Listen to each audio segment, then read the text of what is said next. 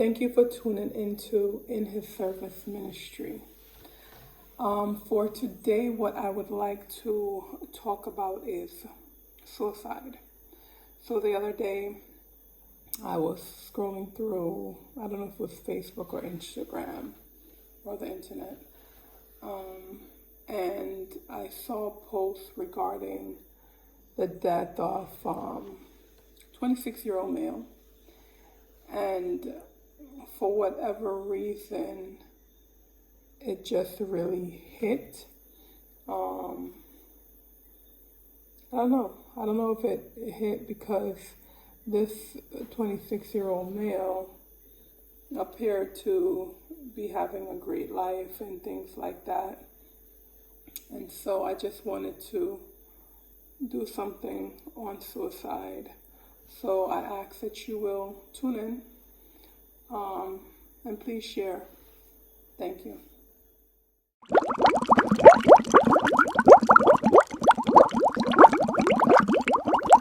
So what I would like to do is actually share with you some statistics.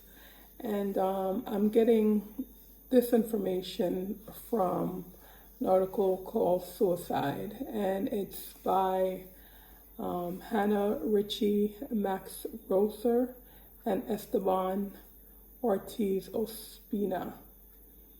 So what it says here is that death by suicide is an extremely complex issue that causes pain to hundreds of thousands of people every year around the world. So this data that they put together is also, I think the purpose of them doing that is to think about ways to prevent suicide. And it's not a easy thing to say, okay, this is what you do to prevent suicide. But this is, they compiled the information together and they talked about what can be done individually, what can be done as a community, as a nation. And so I'll share with you those at the end. And if you are dealing with suicidal thoughts, definitely you could reach out to suicide.org. And in the United States, you could call 1-800-SUICIDE. So the information I have here, it says globally, 800,000 people die from suicide every year. So that's twice the number of homicide. Suicide is one of the leading causes of death in young people. And just to pause for a second,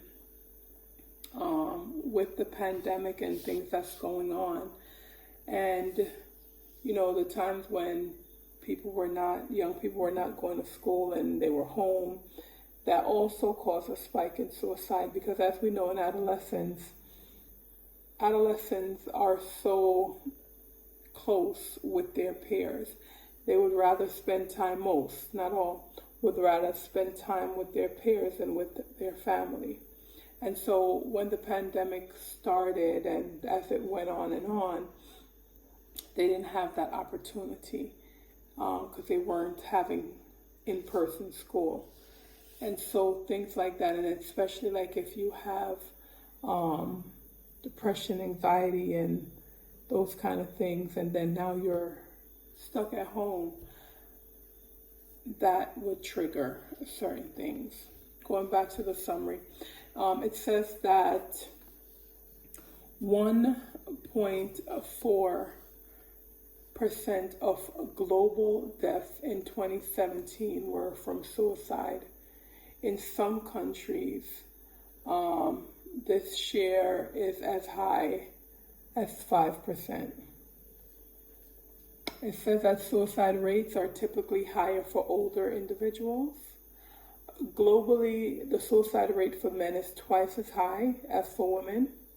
In many countries, this ratio is even higher. It also says that suicide rates from firearms are particularly high in the United States, and then 60% of deaths from firearms result from suicide. And then the final point in their summary says that self-poisoning from pesticides have had a large toll, particularly in low to middle income countries. So there's been bans on some pesticides, and that has been effective in reducing suicide rates.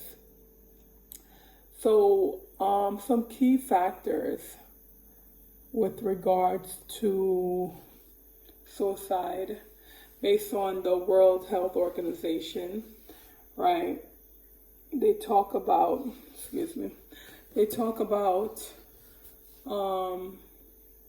health systems is a barrier in assessing healthcare. Society, because inappropriate media reporting, stigma associated with help. If you want to seek out help, there's a stigma on that. In the community, there's things like disasters and wars and conflicts, and then there's discrimination, there's trauma, there's abuse. With regards to relationships, there's a sense of isolation and lack of social support. There's conflicts within the relationship.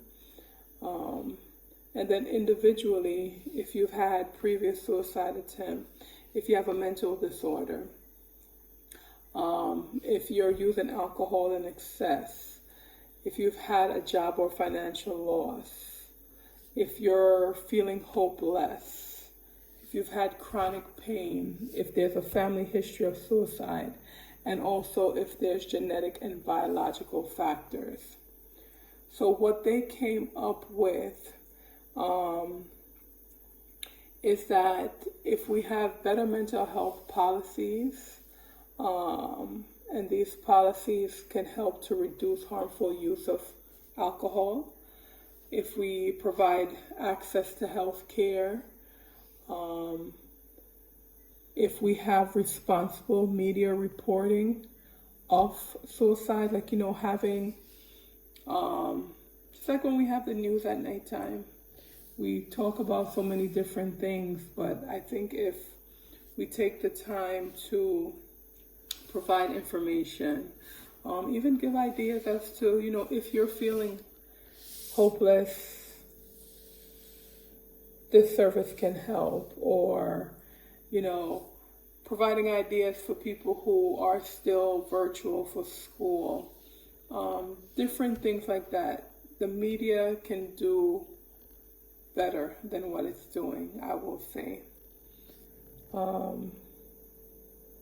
Then they're saying raising awareness about mental health, substance use disorders, and suicide. That's overall universally.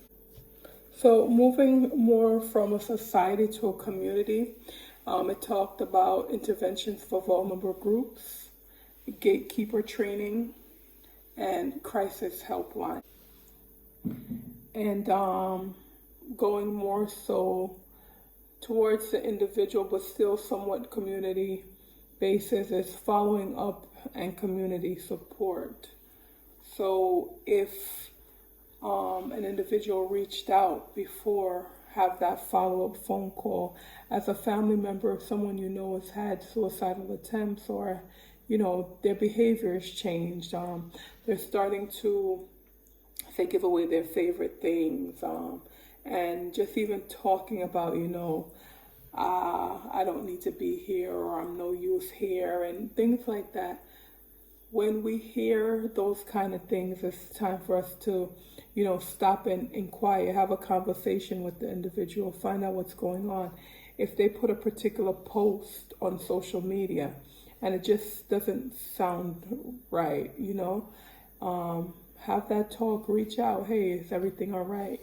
I'm here to talk if you want to talk, or, try, especially if you think something is definitely going on, depending on a certain statement or behavior. Reach out.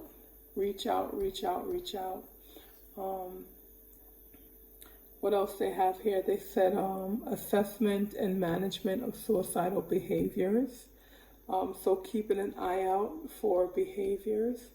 And then assessment and management of mental and substance use disorders. So that's a universal thing, that's a community thing, that's an individual thing.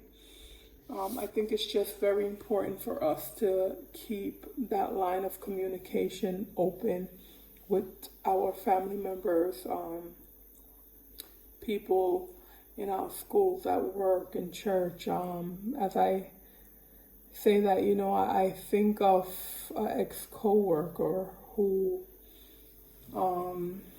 you know, and it's just so sad, because I think what happens is that the person feels like there's just no point. They're just dealing with so much.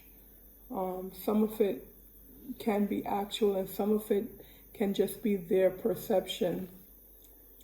And if they had the chance to really talk to someone and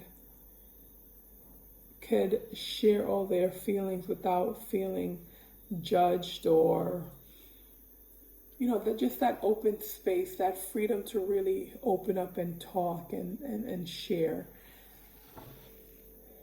I think that would help the whole situation. I definitely don't have all the answers. My go-to answer is always prayer. Because with prayer, so much can happen. And having that conversation with the individual, listening, like really paying attention and listening to the words that's being used, the behaviors, things like that.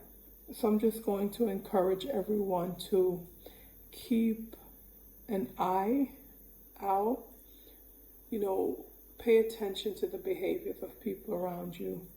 Listen to the words that they're saying. Let people know that they are valued, that they are precious, that you care, that you love them.